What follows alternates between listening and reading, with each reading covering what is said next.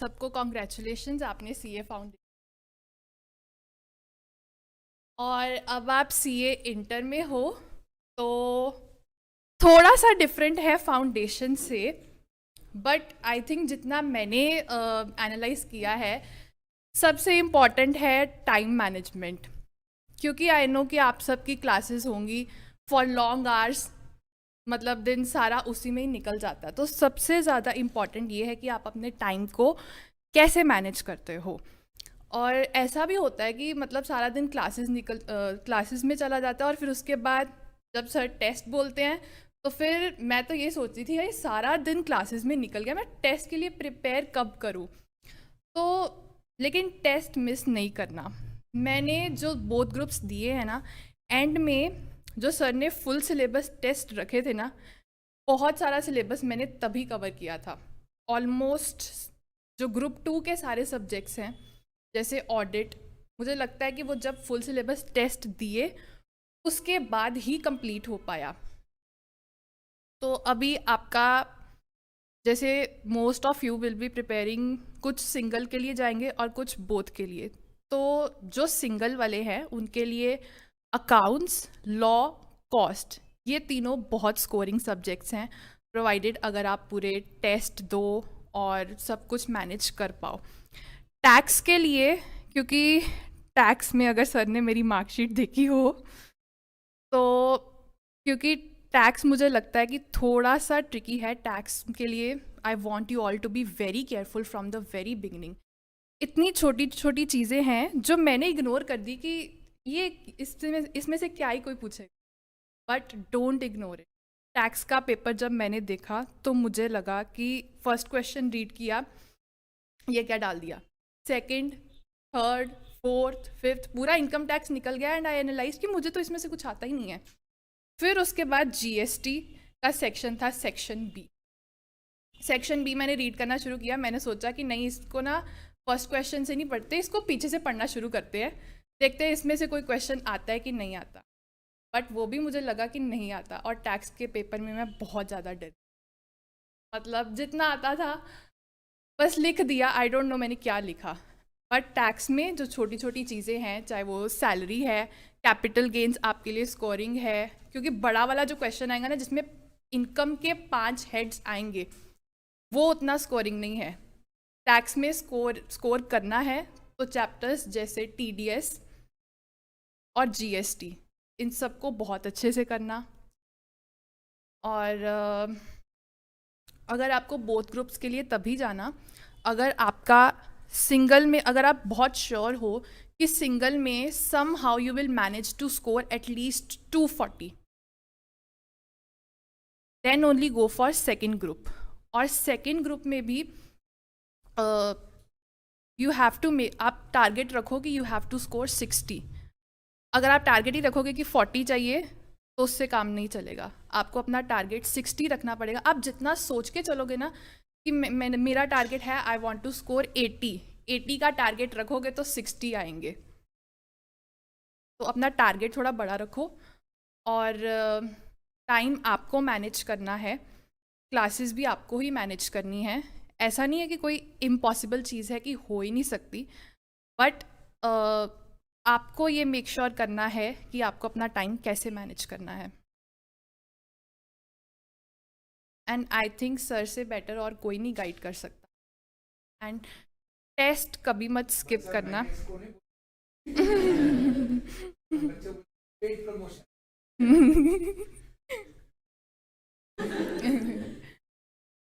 Law में जैसे सलोनी ma'am test लेते हैं, चैप्टर वाइज टेस्ट लेते हैं मैम, तो उसी से प्रेपरेशन हो सकती है। बाद में अगर आप कहो कि प्रेपरेशन हम एक साथ एंड में करेंगे, अभी कोई बात नहीं, टेस्ट को इग्नोर कर देते हैं, वो काम नहीं चलेगा।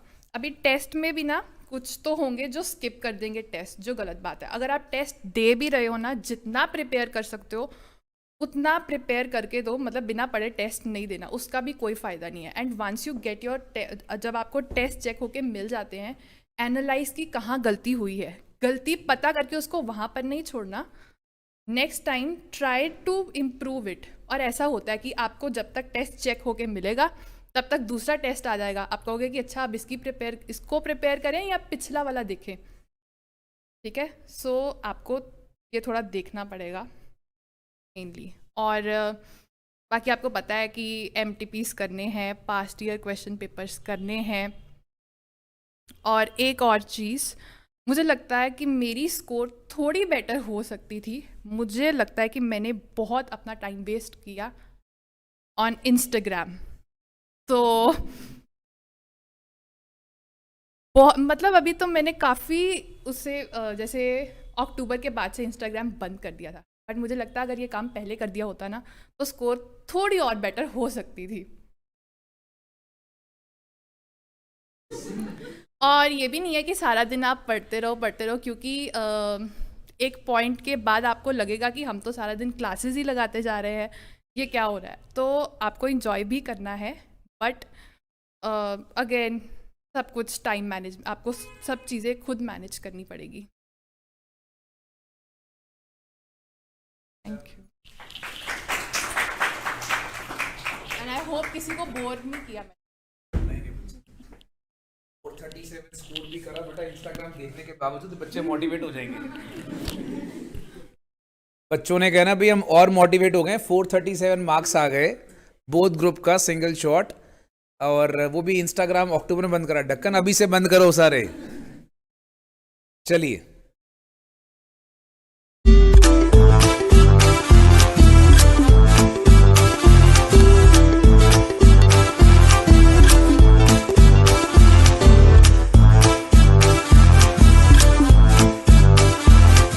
guys, a very good morning to everyone beta. A very good morning beta to both online and offline students. बच्चा आज का अपना थोड़ा सा एक टारगेट है कि बच्चों को ये बताना, अब देखोगे जैसा कि टॉपिक आपके सामने है, how to score 80+ in CA inter accounts. आपको एक बात बताता हूं दोस्त, ये मैं नहीं बोलूंगा क्योंकि मेरी बकवास तो आप रोज सुनते हो, ठीक है। मैंने आज स्पेसिफिकली भाई 2 बच्चे बुलाए हैं जिनका अभी दिसंबर 2021 में they are scoring 81 and 80, right. 81 marks in accounts and 18 accounts. तो बेटा टीचर की टिप्स तो आप लोग बेटा एक कान से सुनते दूसरे कान से निकाल देते हो एज यूजुअल, नहीं। तो बच्चों की बात सुनो, आपके साथियों की बात सुनो, और वो ये एक्चुअली चीज ना बहुत जरूरी होती है। बच्चा नॉर्मली क्या करता है, इन चीजों को ना बहुत लाइटली लेता है, but we should take all the tips. कहते हैं ना वो रणछोड़ दास जी कह गए, ज्ञान जो मिल रहा बेटा ले लो। मेरी बात समझ में आ रही है? रणछोड़ दास कौन, आपने देखी 3 इडियट्स देखी है, ठीक है। तो भाई साहब उसमें क्या कहानी है कि बोलता है जहां से जो ज्ञान मिलता है ले लो।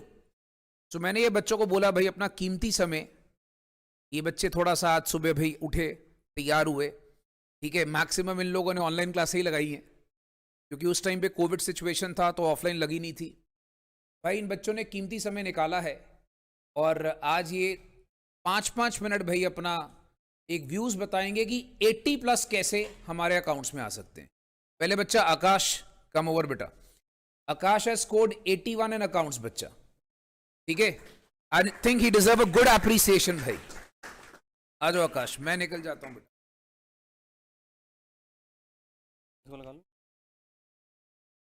Hey everyone, I am Akash Singh Chauhan. I have cleared a Group 1 in December attempt. I have scored 81 marks in accounts. My strategy and schedule with today I am here to discuss my strategy and schedule with you guys. Scoring marks in accounts is easy, but it needs proper schedule and strategy. I have prepared my 3-time revision. For first revision, I have given 10 days.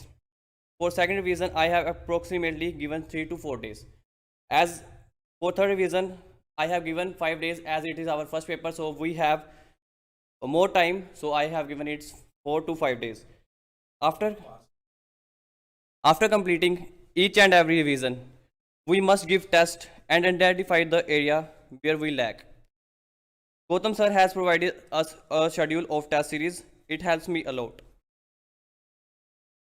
We must do past year, MTP and RTP. Each and every question in accounts paper is from ICA module. So we must revise and do sums of ICA module. Concept clarity must be there. And accounting standards, 20 marks is there. Investment, hire purchase, single entry system and share. 10 marks each question is there, so we must prepare these important chapters, and 60 marks कहीं नहीं जा रहे हमारे in chapter को करके. For last and least, we must be prepare our paper and give proper presentation in paper. Thank you guys.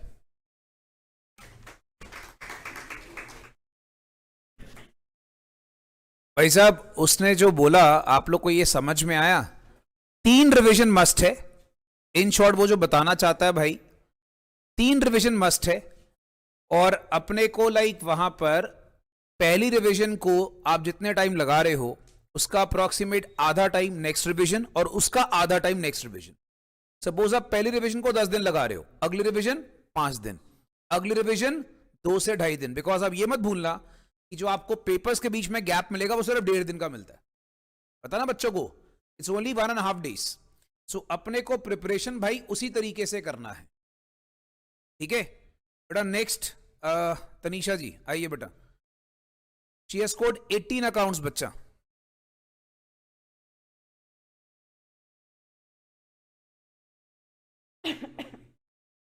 Hello guys, my name is Tanisha. I've cleared my CA Inter exams in December 2021. I would like to share with you guys my experience and 5 things that really worked for me in scoring 80 marks in accounts. The first one has to be concept clarity, because ICI can twist the question in whatever way they want. So just be clear with your concepts and know the reason why which steps are coming. And the way I did it with concept clarity is I used to be very attentive in class, and I used to solve the question before sir used to solve, just by reading it and thinking of the solution in my own brain. And the next the next thing would be staying calm, which I'm clearly not right now.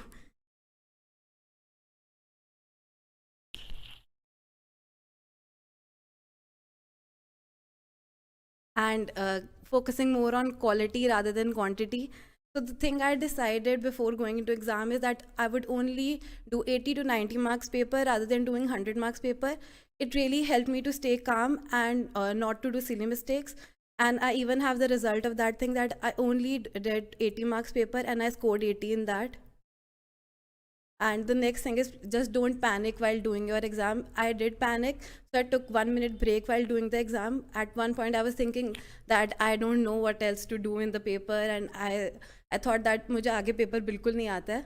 1 hour पहले ऐसा लग रहा था. फिर मैंने 2 minute break लिया और फिर उसके बाद थोड़ा माइंड मेरा फ्रेश हुआ. फिर मैंने पेपर आगे कंटिन्यू किया. And the next thing is, जब भी आप पेपर जब आप प्रैक्टिस कर रहे होते हो, just mark the questions in sir's booklet and in ICI module, which are more important, which are less important, which are difficult. I used to give rankings with 2 star, 1 star and no star to the questions, and used to write on the questions that what is the difficult thing in this question and what mistake I did while I did the question on my own.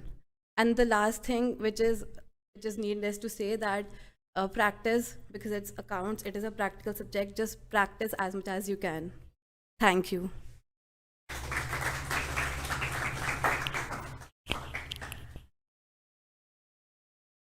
भाई साहब आप लोग को कुछ समझ में आया? जो बच्चों का मैंने आज टाइम लगाया, इसका एक बेसिक रीजन था भाई. रीजन ये है, अब what she is trying to say, कि जो हम लोग एग्जाम में पैनिक क्रिएट करते हैं ना, वो बिल्कुल नहीं करना. आपने सुना हो दीदी ने क्या बोला? उसने 80 मार्क्स का अटेम्प्ट करा और आपके 80 आ गए.